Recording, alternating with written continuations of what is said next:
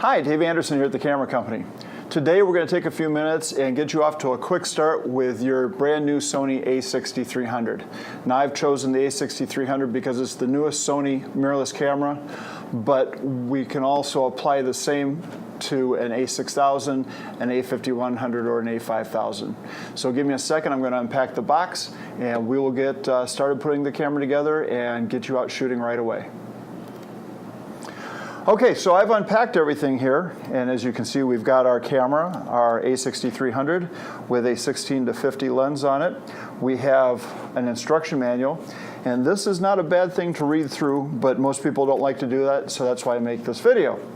We have our empty box. Hang on to that just in case someday you might have to send it in for repair. It's also a good place to keep all of the extra parts that you might not be using so you can find them easily. Now the camera comes with an eye cup to go on the back, comes with a strap. You have a charging block, just kind of similar to the one you'd use for your cell phone. There's a charging cable and a battery. So that's basically what comes in the box. Let's start by showing you first how to attach the eye cup. The eye cup is very simple. It just pushes on top, snaps down in place, and now your eye cup is on. And what that's going to help do is keep light from getting into your eyes from the side while you're using the viewfinder and taking your pictures. The lens is the other thing that people want to know how to operate, and this is very simple. There's a little button right here on the bottom. If you push that little button with your finger and then rotate the lens to the left, it will come off. Now you see there's a little white dot here and a white dot here on the rim of the lens mount. To put the lens back on, just line your white dots up, give a little bit of turn to the right, you're going to feel it snap into place and the lens is locked on. So we've put the eye cup on, we have put the show you how to put the lens on and off. The strap is pretty self-explanatory. I'll let you put that on yourself. And we're going to now talk about how to put the battery in and how to charge this camera. We've got the camera, we've got the lens attached, everything's ready to go. We need to put the battery in. Now to put the battery in the camera, there's a little door on the bottom with a latch. We're going to open it up. We take the battery and slide it right in. Now, it will only go one way. If you try to push it the other way, it'll kind of fit, but it doesn't fit as easy. So the battery will only go one way. Push it all the way in until it clicks. There's a little blue latch here, and then close and lock the door. Now, if you have to take the battery out, we just do it in reverse.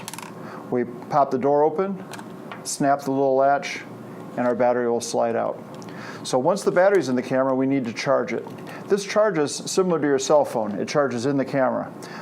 On the left-hand side, there's a little door that opens up. We're going to take our charging cable, and in the top slot, push the charging cable in. We're going to push that USB into the little charging block that Sony provides us, plug it into the wall. You'll see a little light come on, and from a fully dead battery to a full charge is about 3 hours. So once we get the battery charged, we can get started. Now the battery may come with a partial charge, and that's okay. You can start using it right away, but I suggest topping the battery off, and it never hurts to top the battery off after every time you shoot. Now, what happens? We turn the camera on for the first time, and you're going to get a screen that's going to ask you which language you want. I suggest picking that carefully because once I put it into Russian, and it took me an hour to get it out. So we're going to choose English.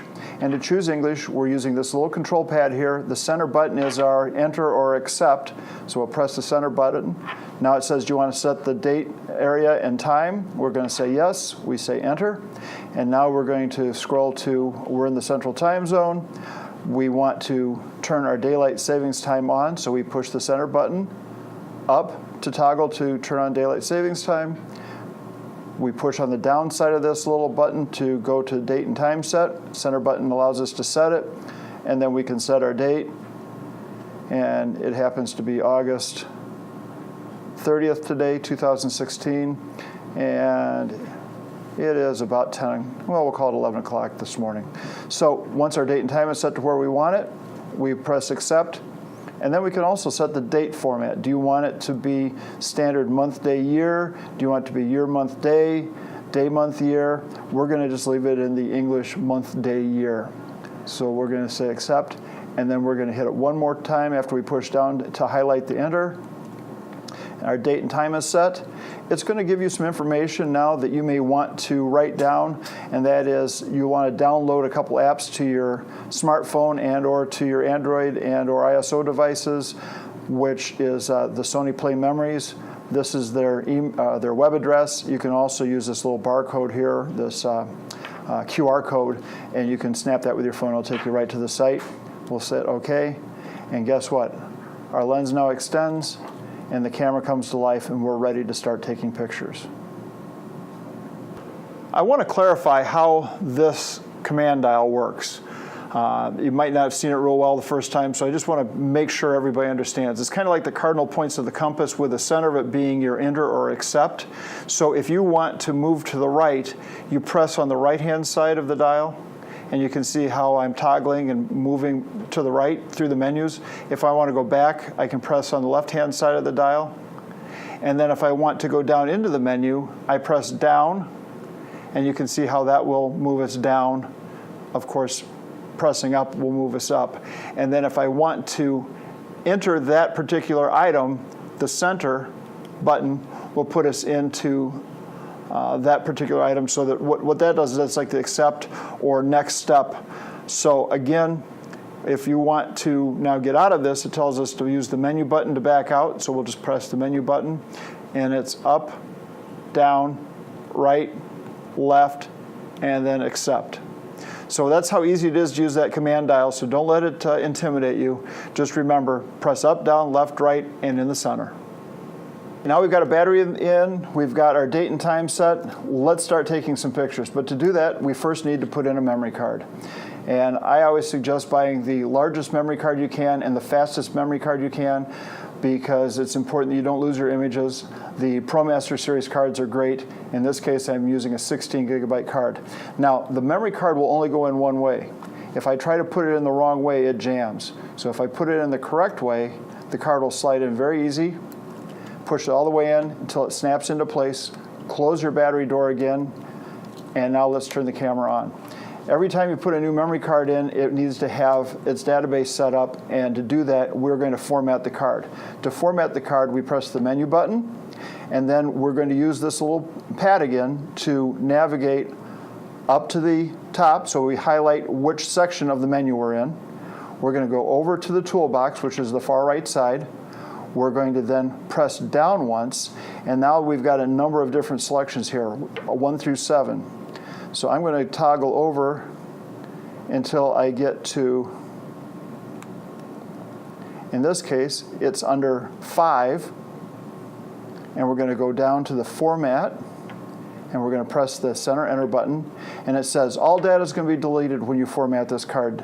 So we're going to click up once to say enter, and then say yes, and our memory card will be formatted. You can see it's got a little progress bar running across the bottom of the screen, and it says it's formatting your memory card.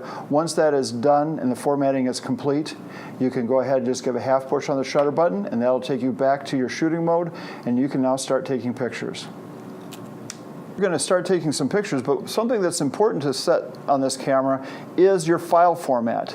Do you want to shoot in RAW or JPEG? Do you want to take large JPEG images, or do you want to take smaller JPEG images? To set that, we're going to go back into the menu. We're going to navigate all the way back up until we're into our menu selection. We're going to come back to the camera, and we're going to toggle down. Now, the first item is image size, and if we press the center button, it gives us some choices. We can take a small image, which is 6 megabytes per file, or we can take a large image, which is 24 megabytes per file. I highly recommend that you shoot the largest image possible. You never know when you're going to take that iconic image and want to blow it up to a 30 by 40 print, and if you take it too small, you won't have the resolution. So I'm going to set this one for the 24. My aspect ratio. You have two choices, 3 by 2 or 16 by 9. If you're shooting pictures, I like to stay in the 3 by 2 because that allows me to print 4 by 6 prints without any cropping. When you start to do 5 by 7s, you might have to do a little cropping, but 3 by 2 is a very comfortable aspect ratio to take your pictures in. So we're going to press and say that's okay. And then finally, we get to select our quality. And as you can see here, you have RAW, RAW and JPEG, extra fine, fine, and standard. I'm going to move it up one notch and do extra fine. I want that JPEG that this camera is capturing to have the least amount of compression and give me the best possible image. Now, if you're someone who uses Photoshop or Lightroom and you want to have RAW files, you might want to shoot both RAW and JPEG or RAW only. But for this case, we're going to just put extra fine because that is going to be an image that you can use at just about any place to print your pictures out. So we're going to select extra fine, but we're actually going to do that we did select extra fine, there we go.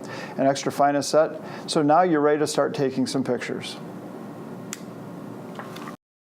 Let's take a second and talk about the command dial on this camera. The a6300 is a very, very smart piece of technology. In that auto mode, it's a great big happy point and shoot. So basically, all you have to do is half press on the shutter button will focus, a full press will take the picture. The camera is going to set your aperture, your ISO, and your shutter speed all by itself. Now, you may want to zoom in or zoom out a little bit on your image, and to do that, you can use the power zoom little toggle switch here, or you can use the zoom ring on the lens. Now, I'm not going to go into a lot of detail about all these different modes, but you've got a program mode, an aperture priority mode, a shutter priority, manual, a couple custom modes here. You've got a video mode, a panoramic mode, and some scene modes built in. I'm going to suggest you refer to your owner's manual for that or sign up for a class because each one of these modes can be a half-hour video into itself. But to get started, to make you comfortable, just go into auto mode and start taking some pictures. Okay, I want to show this as, we've shown you how easy it is to use the auto mode. You can just point, half press on the shutter will focus, full press takes the picture. But there are some times when you're out maybe at a sporting event or somewhere where you want to take a number of pictures real quick. That's called the drive mode. Now to enter the drive mode, you press on the left side, and you can see that it brings up a drive mode menu, and then it has a bunch of little icons here on the side. The top one says single shooting. So that means every time I press the shutter down, it's going to take one picture. If I scroll down one, I now have continuous shooting. And I have choices. I have continuous shooting high. I'm going to press to the right. I've got continuous shooting mid and low. So in other words, low is going to take a number of pictures, but it's going to take them click, click, click, click. So it's going to take them a little slower, where if I go back to high, it's going to be like a machine gun and take a lot of pictures really quick. So I'm going to accept the high and just show you how that works. I'm going to press the shutter button now. And you can hear that it just took a number of pictures very, very quickly. So again, the drive mode is press to the left, press up for single shooting, one down gives you continuous shooting, and then we've got some self-timers. So you can have a 10-second self-timer, you can have a self-timer for 5 seconds and 5 images, so it's going to do continuous. Every 5 seconds, take an image for 5 image worth. And there's some other ones there. You can look in the manual to see how they work. But most people use the continuous and the single shot in the drive mode. Okay, we've taken some pictures. Now it's time to review those images. There's a little button that has an arrow in it just to the bottom right of your LCD screen. Now, this button is a little arrow. It's like a play button on a video recorder or even like on YouTube right now. So if we go ahead and press that button, what we're going to do is see the pictures we've taken. Now, to navigate through those pictures, again, we can press right or left and see the pictures we've taken. We've only taken a few on here. We'll leave it on that one for a moment. So what you're able to do is review your images. If there's an image you don't like, you can always use the little trash can here. We press on that. It says, do you want to delete it? You toggle up it, and if you want to delete it, you say yes. If you don't want to delete it, you just hit cancel, press the middle button again, and it takes you back out. But it's pretty simple to review your images on the a6300. We've been taking some pictures, but now we've got some weird displays on the back. What does that mean? Well, on this particular camera, it gives you a lot of information, or as little as you'd like to see. So this DISP, or display, by pressing up on it, you can see it's going to change. It's giving me a clean back now for shooting. I now get a histogram. Look at that. I get a level, so I can see if I'm level when I'm taking my pictures. I get one now that shows me my shutter speed, my f-stop, that I'm in macro mode. It gives me all sorts of information about my picture taking. And I can toggle back to the beginning. So by pressing up on the display button, it will toggle you through a number of different back menus. Again, I'm not going to go into a lot of detail on what each of these means, but if you're out shooting and you find yourself going, boy, I've got myself here, what do I do? It's as simple as pressing the display button to get to another mode. The same is true in your playback. So in this playback mode, we've got a pretty simple display. If I press up, I now start to see more shooting information and histogram information, or I can just get a clean image. So depending on what you want to see, you can toggle through your different display modes on the back of the camera. Okay, that's pretty much it to get you out and start taking pictures. Very simple. Now, let's talk about protecting your investment. You have just spent a bunch of money and you want to make sure it lasts a long time. There are just a few things that are going to help keep this camera safe and taking pictures for many years to come. The first thing is a protective filter. Now, a protective filter is nothing more than a piece of clear glass that has no impact on your image that screws right on the front of your lens. So what it's going to do is if any impact comes to the front of the lens, you know, the dog comes up and licks it, the kids push their fingers at it, or you happen to bump it into the side of a table or something, that protective filter is going to take the brunt of that damage, and for just a few dollars you can screw that off and put a new one on and you have protected your lens. The second thing is keeping your camera clean.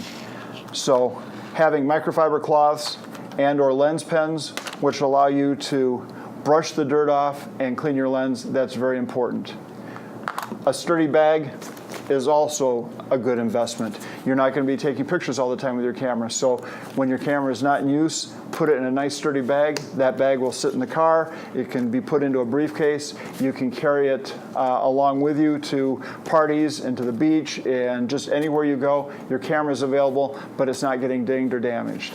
And finally, don't cheap out on memory cards. Always buy the best possible quality memory card you can, because that is how you're going to protect your pictures. You take once-in-a-lifetime pictures. You want to capture those moments. So buy the best possible memory card you can. I do recommend the ProMaster Rugged series. If you want more information about those, stop into the store and see us. I hope this tip was helpful. If so, follow us on Facebook, subscribe to our YouTube channel, and we'll see you on the next video.